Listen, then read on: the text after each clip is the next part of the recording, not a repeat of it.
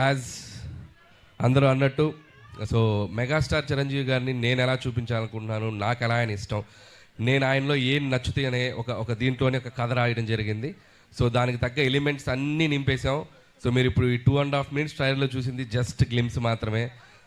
2 గంటల 35 నిమిషాలు ఒకసారి మీరు ఒక టైం మిషన్ ఎక్కి అలా జర్ర ఒక రౌండ్ వేసి వస్తారు, అదైతే మీకు పక్కా గ్యారంటీ. అండ్ చిరంజీవి గారు ఎప్పుడు మనకి సహజంగా మన పక్కన మన లీడర్ రాజు, లేకపోతే మన ఆటో జానీ, మన గ్యాంగ్ లీడర్లో రాజారాం ఇలాంటి క్యారెక్టర్స్లో ఎప్పుడు కనిపించినా ఆయనకు మనకు విపరీతంగా నచ్చుతారు. ఆ ఎనర్జీ లెవెల్స్, ఆయన టైమింగ్ ఎక్స్ట్రాడినరీగా ఉంటాయి. సో నేను ఆ బేసిస్లోనే ఈ శంకర్ వరప్రసాద్ గారు అనే క్యారెక్టర్ రాసుకోవడం జరిగింది.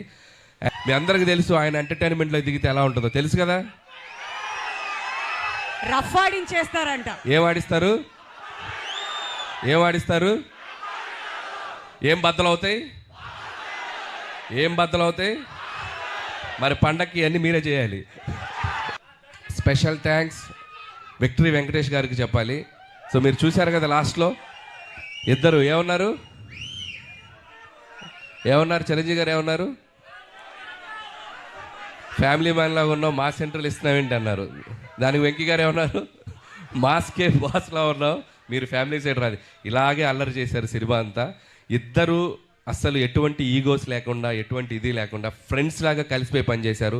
మనం ఒక జనరేషన్లో ఆ ఇద్దరు స్టార్స్ని ఎంతో కొంత మనం చూస్తూ పెరిగాం. అలాంటి స్టార్స్ని ఒకే ఫ్రేమ్లో చూడాలనుకునేది ఒక అద్భుతమైన ఇది. సో ఆ ఇద్దరు కలిసి మీకు ఫీస్ట్ ఇవ్వబోతున్నారు. అండ్